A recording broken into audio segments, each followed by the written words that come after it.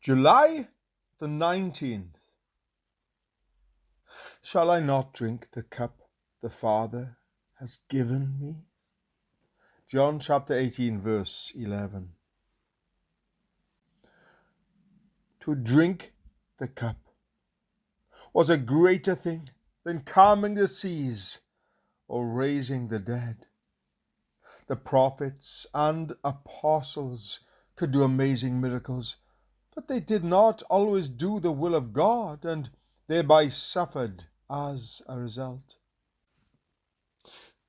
Doing God's will and thus experiencing suffering is still the highest form of faith and the most glorious Christian achievement.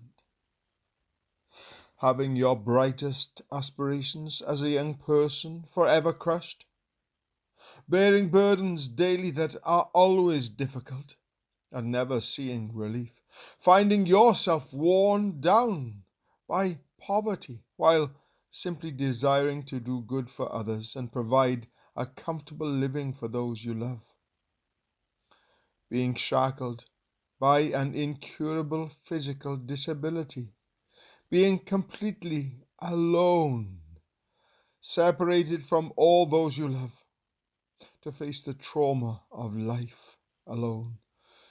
Yet, in all these, still being able to say through such a difficult school of discipline, shall I not drink the cup the Father has given me?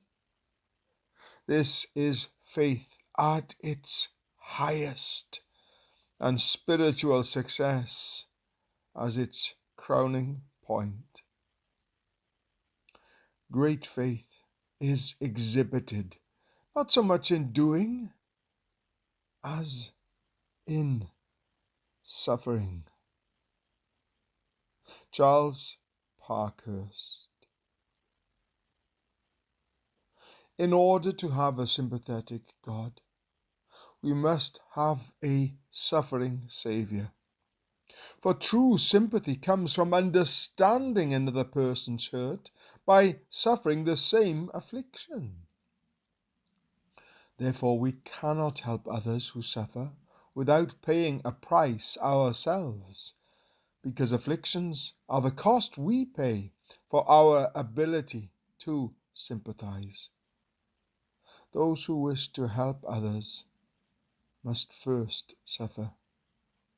If we wish to rescue others, we must be willing to face the cross. Experiencing the greatest happiness in life through ministering to others is impossible without drinking the cup Jesus drank and without submitting to the baptism he endured. The most comforting of David's psalms were squeezed from his life by suffering. And if Paul had not been given a thorn in the flesh, 2 Corinthians chapter 12, verse 7, we would have missed much of the heartbeat of tenderness that resonates through so many of his letters.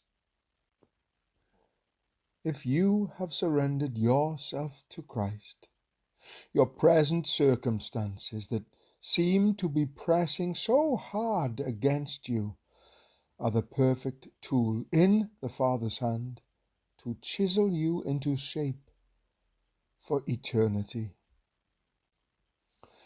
So trust Him and never push away the instrument He is using, or you will miss the result of His work in your life.